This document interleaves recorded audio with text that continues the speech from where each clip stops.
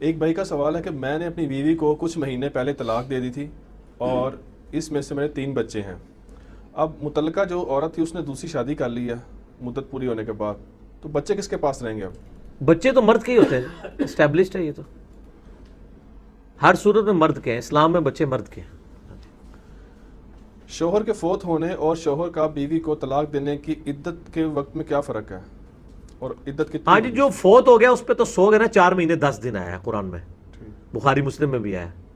اور جو متعلقہ ہے اس کی تو وہ 3 حیض کے بعد وہ پاک ہو. اس میں ایک ایکسیپشن قرآن میں آئی ہے کہ اگر وہ عورت حاملہ ہے تو ڈیلیوری کے بعد اس کی عدت فوراً ختم ہو جائے گی, لیکن نکاح وہ اسی صورت کرے گی جب وہ پاک ہو جائے گی. ٹھیک ہو گیا یہ ایسے. اچھا, اس میں ہے جب کوئی عورت حیض سے مایوس ہو جائے تو اس کا بھی خاوند فوت ہو جائے تو 4 ماہ 10 دن ہے. ہاں جی, وہ اس لیے کہ اس کا سوگ ہے نا جی, کرے گی نا, سوگ تو کرنا ہے, چاہے بوڑھی عورت ہے چاہے جوان ہے, سوگ تو اس نے کرنا ہے نا سر. کزن میرج کرنا کیسا ہے شریعت میں, اس سے کوئی نقصانات تو نہیں ہے؟ شریعت میں اس کی کوئی ممانعت نہیں ہے. اگر کوئی میڈیکلی سمجھتا ہے کہ کوئی اس میں ایشوز آ رہے ہیں تو وہ بہتر کی تلاش میں تو جا سکتا ہے, ٹھیک ہے, لیکن حرام نہیں کوئی کس کو کہہ سکتا. کیا آدمی اپنا نکاح خود پڑھوا سکتا ہے؟ خود پڑھوا کا کیا مطلب ہے, خود پڑھ سکتا ہے کہ نا, پڑھوانا نہ کہیں, پڑھوایا تو کسی سے جاتا ہے. ہاں جی, پڑھ سکتا ہے, ہاں جی پڑھ سکتا ہے, کیوں نہیں پڑھ سکتا, لیکن گواہوں کی موجودگی ضروری ہے جو گواہی دیں کہ یہ میاں بیوی ہیں, اور حق مہر بھی ہونا چاہیے. تو پڑھے خود. اسی طریقے سے امام مسجد اقامت خود بھی کہہ سکتا ہے. آج تک دیکھا آپ نے کسی کو؟ بہت کم لوگ ہیں کسی سے کہلوا رہے ہوتے ہیں. امام مسجد اذان بھی دے سکتا ہے, اقامت بھی خود کہہ سکتا ہے, جماعت تو خود کراتا ہی ہے. ٹھیک ہے, کوئی ممانعت نہیں ہے. نبی علیہ الصلوۃ والسلام کے نکاح کس نے پڑھوائے تھے؟ ابو طالب کے بارے میں آتا ہے.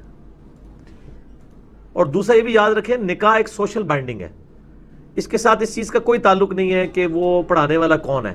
یہ پڑھنے والا اس اعتبار سے, کیونکہ کئی غیر مسلم جوڑے مسلمان ہوئے ہیں, نبی علیہ السلام نے تجدید نکاح ان کا نہیں کروایا, ان کے پرانے نکاح کوئی سوشل بائنڈنگ کو باقی رکھا ہے. ٹھیک ہو گیا. نکاح میں کفر جو ہوتا ہے یعنی ہم پلہ برابر ہونا ہے, اس کی شرائط نکاح میں سے ہیں؟ مطلب شرائط نکاح نہیں ہے, یہ صرف ایک ترغیب ہے کہ اپنے کف میں شادی کرو, ہم پلہ میں. ہم پلہ میں خاندان بھی دیکھا جائے گا, حسب و نسب دیکھا جائے گا, اور مالی پوزیشن بھی دیکھی جائے گی. یہ ایک پریفریبل ہے. اس سے کوئی یہ رزلٹ نہ نکالے کہ کوئی امیر غریب سے شادی نہیں کر سکتا, وہ غریب امیر سے نہیں کر سکتا. کر سکتا ہے. خود نبی علیہ السلام کی فائنینشل سٹیٹس کیا تھا, اور آپ نے عرب کی بہترین امیر ترین عورت کے ساتھ شادی کی تھی.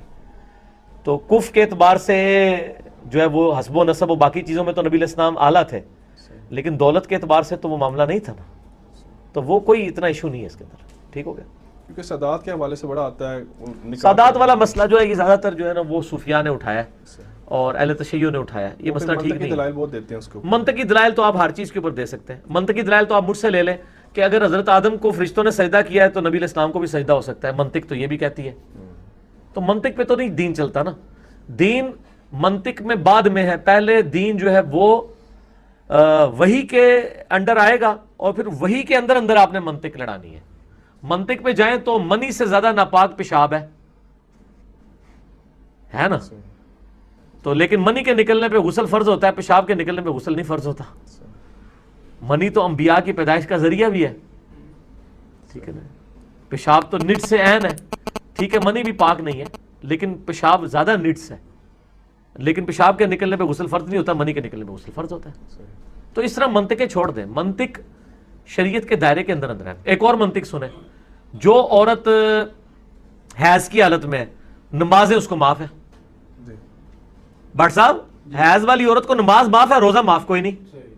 حالانکہ نماز تو بڑا فرض ہے, لیکن منطق پہ اگر جائیں تو نماز اس کو معاف نہیں ہونی چاہیے, روزہ معاف ہو جانا چاہیے. ٹھیک ہے نا. منطق شریعت کے احکامات کے اندر اندر ہے. ٹھیک ہے نا. تو یہ منطق کا کچوبر نکال کے سائڈ پہ رکھیں, یہ جو انہوں نے جعلی منطقیں بنائی ہوئی ہیں. ٹھیک ہے نا. کیا کوئی